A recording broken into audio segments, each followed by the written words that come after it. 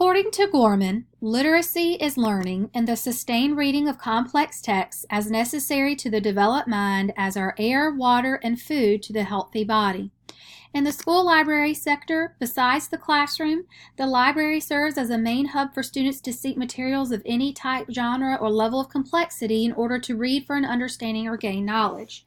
As schools and technology continue to evolve, libraries are faced with ongoing issues. To help combat those challenges, librarians can keep in mind that the library space and its contents, including people, are the fixtures that can promote lifelong learning and literacy, supported by service with purposeful exploration and lessons, all while providing equitable access to resources for all learners. No matter what age a person is, learning is iterative. Gorman notes literacy becomes an open-ended range of possibilities in which librarians, educators, and students work together to learn and become more learned using sustained reading of text as a central part of the life of the mind. By librarians collaborating with teachers to provide successful learning opportunities for their students, this creates a foundation of literacy showing students the importance of learning from what they read. According to Fraser, meaningful collaborations between school library media specialists and classroom teachers occur when both parties unite to create lesson plans, facilitate engaging student activities, and develop authentic assessments for evaluating student progress. However, with this in mind, collaboration among teachers and librarians must take place. And for collaboration to take place, time is needed and services of the library need to be made known. Teachers are pressed for time during planning periods and in a school day. As Kramer notes, the issue of how to best allocate time is not new to those in the field of education. Time is needed for teachers to become familiar with infusing literacy strategies in a meaningful way within their curriculum, which often takes collaboration time. Part of carrying out best practices for students includes teachers partnering with school librarians.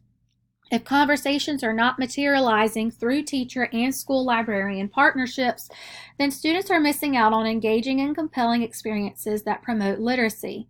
When conducting a survey with elementary school teachers about partnering with the school librarian, the results shared by Sturge identified that most respondents thought that they had little to no opportunity to collaborate with their school librarian. Teachers listed barriers to collaboration, including lack of time, lack of common planning periods, and not knowing the services that the school library could provide. The librarian can advocate for his or her services in order to promote literacy and learning. If this occurs, then collaboration will come effortlessly to both teacher and librarian, and the achievements to students will be rich. As Lance notes, when the school librarian is part of the planning and teaching team, focusing on information literacy skills, research indicates students perform better academically. Librarians sending an email at the beginning of the school year providing them a list of ways the librarian can help advocates for the library. Teachers will know librarians want to be of service to them. Also sharing examples of past lessons that can ignite ideas from teachers who have not collaborated with the librarian before. As Fraser notes about prosperous teacher collaboration, it can allow teachers to realize the school librarian's full potential as a knowledgeable ally, supporting inquiry-based learning with current high-quality materials and resources. School librarians can also release a survey at the beginning of each school year. The survey can ask teachers to share how the librarian can be of service to them. The responses given by teachers can not only resonate ideas for lessons in their minds, but in the librarian's mind as well. Teachers can also share convenient times that they could meet with the librarian. Knowing the teacher schedules and when meetings are held can allow the librarian to plan accordingly so that attendance at these meetings, at least occasionally, can transpire. At the end of the school year, an evaluation survey can be shared with teachers asking them to reflect upon the school librarian's interactions and collaborations that year. This way, long-term practices will continue and improve over time. Connected to literacy and learning is service. In terms of service in school libraries, school librarians, according to Gorman, also have a strong instructional role teaching young people how to use libraries and, even more important, helping in literacy teaching and the acquiring of a love of reading and learning. The role of service cannot be fulfilled unless the sector of school libraries, as well as the profession of school librarians, are held in high regard. For instance, Gorman poses the question, does anyone doubt that today's lower levels of young people's proficiency in reading and writing are linked to the underfunding of school libraries and their services? If the library or even the librarian are who the school districts in the nation are taking funding away from, then children are being done a disservice. Based upon a 30-year study, Lonsdale shares, good school library programs are linked to higher academic achievement in students. Yet despite this, it is evident that libraries are often viewed as non-essential, optional, or even luxury expenditures for schools. The evidence shows how essential the service of the school library and the efforts implemented by the librarian are to the fundamentals of learning. Without it, opportunities for students to be successful are voided, and therefore the performance academically of students is not where it could be.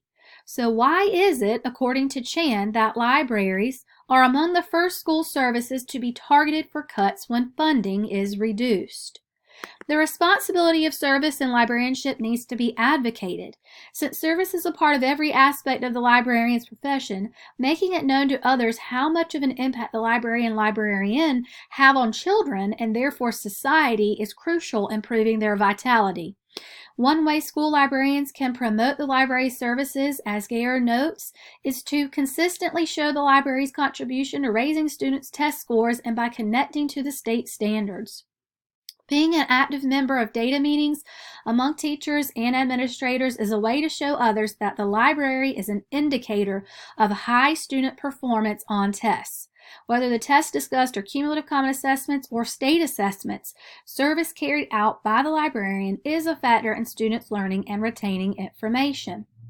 Having parents in the community involved with the library is another mechanism to implement throughout the school year in order to advocate the library services.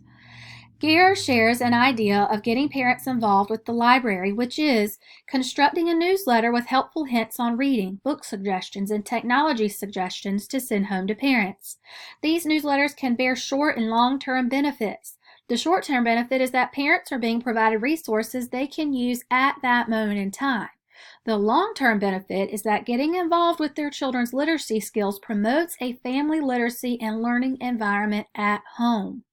Providing parents with suggestions and opportunities to assist in fostering literacy skills also serves as an indicator of the need for libraries and the services they contribute. According to the U.S. Census current population reports, of the 62.2 million children under the age of 15, about 5.2 million or 8.4% had some kind of disability. In focusing on children ages 6 to 14, the U.S. Census current population reports also shares about 2.3 million children had difficulty doing regular schoolwork. With these statistics in mind, it is vital for the school library to offer equity of access to materials, information, and technology that will be of service to everyone, no matter if they attain a disability or not. According to Juan Figueroa and Cardenas Dow, the pursuit of equity requires recognizing the different experiences each individual may have and working to upend those avoidable or remediable differences in order to create a more equitable experience. In favor of supporting these students who are differently able, within a school library sector, the proper resources are needed to cultivate learning. A challenge school libraries can face with this is not having any or enough resources for those students. Bush shares a suggestion for how to solve this dilemma. Adaptive or assistive technology is a prime example of how the school librarian can help make access to the curriculum a reality for all students, regardless of physical disabilities. Knowing what technology is available to aid students with visual, hearing, fine motor, or other disabilities, how and where to purchase it, and how to train teachers to use it are all within the realm of the librarian's ability. An adaptive resource that can be provided by a library are novels using picture symbols for students with intellectual disabilities that negatively impact their ability to read traditional text. Having a variety of these novels will give these students choices of what to read throughout the school year. Digital materials can also aid students with disabilities. These novels can be provided online, and using a portable device, students can interact with the book. Ensuring the library offers these types of resources not only embeds equity of access, but also service due to the librarian working with those students and teachers when using adaptive and assistive resources. It also intertwines literacy and learning because with these aids, students are developing literacy skills.